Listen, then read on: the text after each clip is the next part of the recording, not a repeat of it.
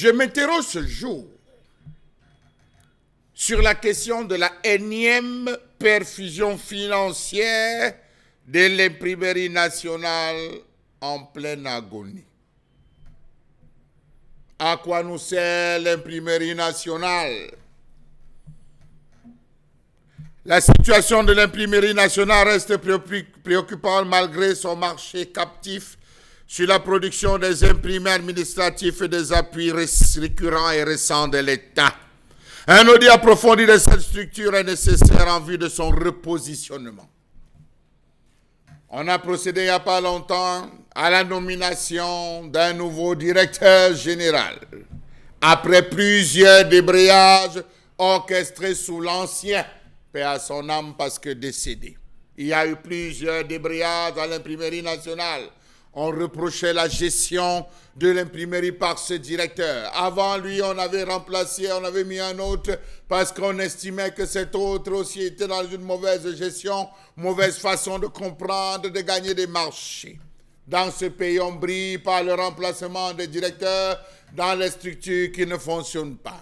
On a eu la Compost, on a eu le Camerco, on a eu le Madgeni. On ne cesse de changer la tête sans toutefois résoudre les problèmes. Pouvons-nous encore avoir confiance aux différentes impressions du journal officiel, documents des différentes administrations, documents d'état civil, c'est-à-dire actes de naissance, mariage, décès, bulletins de vote, tracts des partis politiques lors des élections présidentielles, législatives ou municipales, édition des textes à caractère législatif ou réglementaire, code électoral, code de procédure pénale, loi de finances, code pénal, code de la route, statut général de la fonction publique, normalisation des documents imprimés officiels tels que titres de patente, tickets de péage, certificats médicaux, feuilles de composition aux examens, quittances du Trésor et des commerces. Beaucoup de points d'interrogation. Voilà les missions qui étaient propres à l'imprimerie nationale. Où est-ce qu'on tire désormais le statut général de la fonction publique? Où est-ce qu'on tire la loi de finances? Est-ce que c'est encore à l'imprimerie nationale? Est-ce que ce n'est pas des marchés qui sont gagnés comme ça de part et d'autre par des imprimeurs tapis dans l'ombre sur le territoire national? Où sont établis les titres de patente ou les tickets de péage? Telles sont les questions. Tous les travaux d'imprimés d'édition pour le compte des sociétés d'économie mixte à organigramme privé et particulier, notamment les facturiers, calendriers, quitanciers des communes, imprimés de déclaration des impôts, imprimés des douanes. La réponse est désormais, c'est un gombo ouvert. Ce n'est plus l'imprimerie nationale qui a tous les atouts. Ce n'est plus l'imprimerie nationale qui gère et qui a monopolisé le secteur parce que ce sont ses attributs. Non, désormais, c'est à qui mieux. Désormais, c'est qui est qui fait quoi, qui est derrière qui est derrière quoi, qui représente quoi, qui gagne le marché.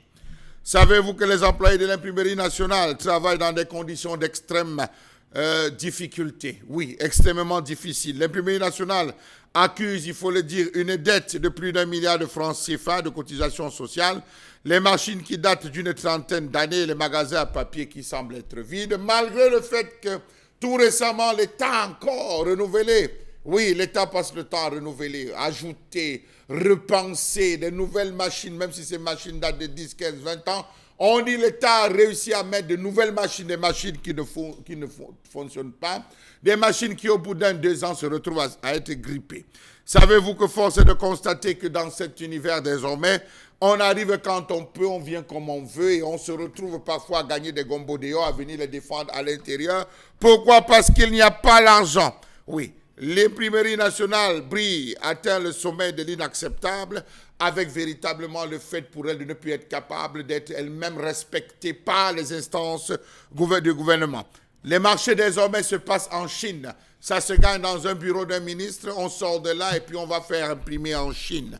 Si ce n'est pas en Chine, on se retrouve en Malaisie ou en Inde pour pouvoir obtenir certaines choses. Allez poser la question. Lors de 2018 à aujourd'hui, vous allez vous rendre compte que certains motifs même ne sont plus, on va le dire, faits au Cameroun parce que les gombos se gagnent à tête chercheuse. Comment comprendre que depuis belle lurette, les employés se payent du non-paiement des rappels d'avancement, du paiement des heures supplémentaires effectuées, des sommes dues comme les rations alimentaires, les remboursements des frais médicaux, autres droits de départ à la retraite. Tout cela semble ne pas être pris en compte. Mettons à côté le fait pour l'imprimerie nationale de voir tout le temps des retraités être encore en fonction. Oui, il faut qu'ils partent. Oui, il faut qu'on les mette à la porte. Mais qui va les remplacer? Quel est le processus de remplacement encore à ce niveau? On parle de favoritisme, on parle de clientélisme, on parle encore de lobbying.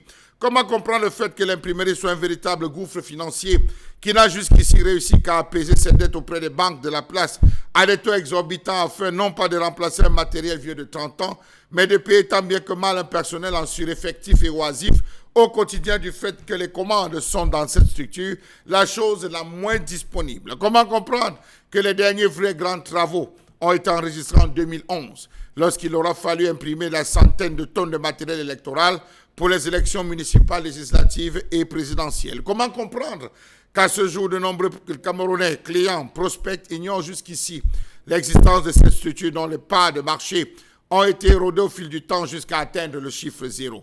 Comment comprendre que les caisses de l'imprimerie nationale soient affreusement vides alors que les structures ont de l'argent dans les poches de nombreux anciens clients dont certains ont certainement pris la poudre d'escampette ou s'opérer ou alors opérer leur mue? Comment comprendre qu'une immense partie des dettes de l'imprimerie nationale soit due aujourd'hui aux tonnes de charges salariales qui d'ailleurs s'accroissent tous les mois alors que de 360 employés et beaucoup se tournent les pouces au bureau, dans les ateliers ou les usines, des fois qu'ils s'y rendent? Comment comprendre qu'à l'imprimerie nationale, certains employés travaillent sur la base de diplômes qu'ils n'ont jamais présentés, d'autres ont bénéficié des avancements indus ou occupent des postes ne correspondant pas à leur diplôme? Savez-vous que l'entreprise emploie plusieurs personnes, parfois sur recommandation? Cela avait été récriminé depuis 2011, 2013, 2014, 2017, 2020, 2021, 2022. On a eu de cesse à décrier au sein de l'imprimerie nationale autant de problèmes. Au lieu de cela, l'État pense à une perfusion. Oui, il faut donner un souffle nouveau, comme au Madjeni, comme à Camerco. Il faut un souffle nouveau. On parle d'un milliard de francs CFA, restructuration totale, réaménagement total avec un nouveau directeur. Est-ce que cet argent permettra véritablement, au finish, de faire décoller cette institution qui date de 1906 parce que créée par les colons allemands?